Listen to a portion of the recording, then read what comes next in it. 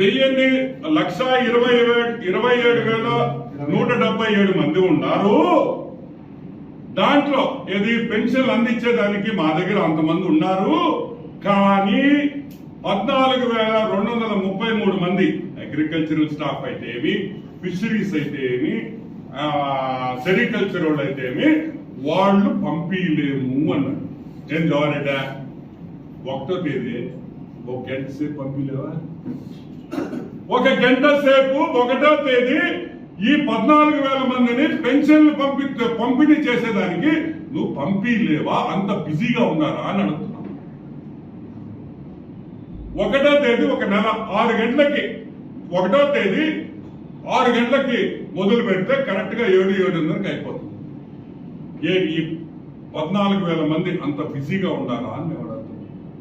సరే, power department 6,754 మందిని మేము పంపించలేము. 1 గంట కోసం వాళ్ళని మేము మీకు పెన్షన్లు డిస్ట్రిబ్యూట్ చేసేదానికి మా వల్ల కాదు అన్నది. Booth level officers BLO training లో ఉన్నారు, ఎలక్షన్ డ్యూటీలో ఉన్నారు.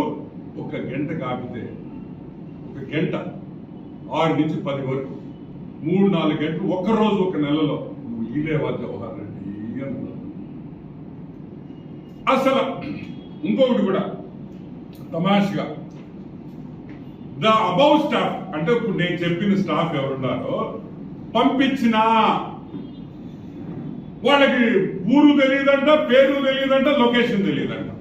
గూగుల్ మ్యాప్స్ కూడా ఇప్పుడు మా ఊరు రాజపాలెమా, గూగుల్ మ్యాప్ వేస్తే రాజపాలెం తెలీదా?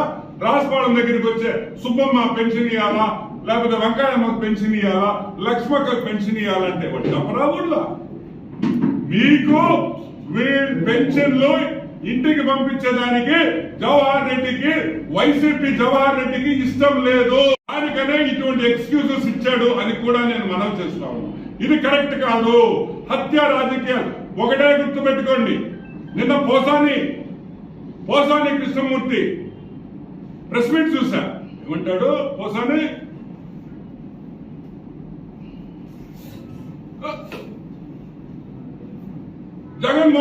చంద్రబాబు నాయుడు విజయవాడలో హత్య చేశాడా లేదా? చంద్రబాబు నాయుడు హత్య చేశాడా లేదా? ఏమి జగన్మోహన్ రెడ్డి హత్య చేయలే? మీరు ఆ విధంగా మాట్లాడితే మేము ఈ విధంగా మాట్లాడతాం. అర్థమైందా?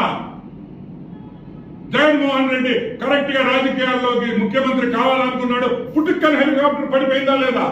ఎవరు చేశారు? కరెక్ట్ గా 2019 ఎలక్షన్ లో వివేకానంద రెడ్డి పుట్టుకని చచ్చిపోయాడు. ఎటు చచ్చిపోయాడు? ఈ రోజు మీ హత్య రాజకీయాల కోసం పెన్షనర్స్ చంపేస్తారా? 32 మందిని 1 గంట కోసం నువ్వు మంచి నీళ్ళకపోయాడు నీ చీఫ్ సెక్రటరీ. ఎందుకంటే నీ చీఫ్ సెక్రటరీకి నువ్వు ఇయ్యొద్దని చెప్పావు కాబట్టి 13 మందిని బలి తీసుకున్న జగన్మోహన్ రెడ్డి 13 మందిని బలి తీసుకున్న జగన్మోహన్ రెడ్డి అని కూడా నేను మనవి చేస్తాను. మాట్లాడేటప్పుడు మర్యాదగా మాట్లాడండి, సంస్కృతంతో సంస్కారంతో మాట్లాడండి. ఏం చెప్తావు పోసాని? నీ ఇష్టం వచ్చినట్టు మాట్లాడతావా?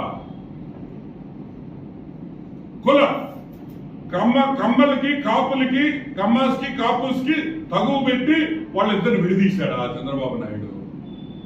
గుర్తుపెట్టుకో, మైనారిటీల్ని హైదరాబాద్ లో మీరు నరికింది, మీ కుటుంబం నరికింది చూడు, మీ వైఎస్ కుటుంబం. ఆ రోజులు మర్చిపోతే ఎట్ట నాయన? గుర్తుందా?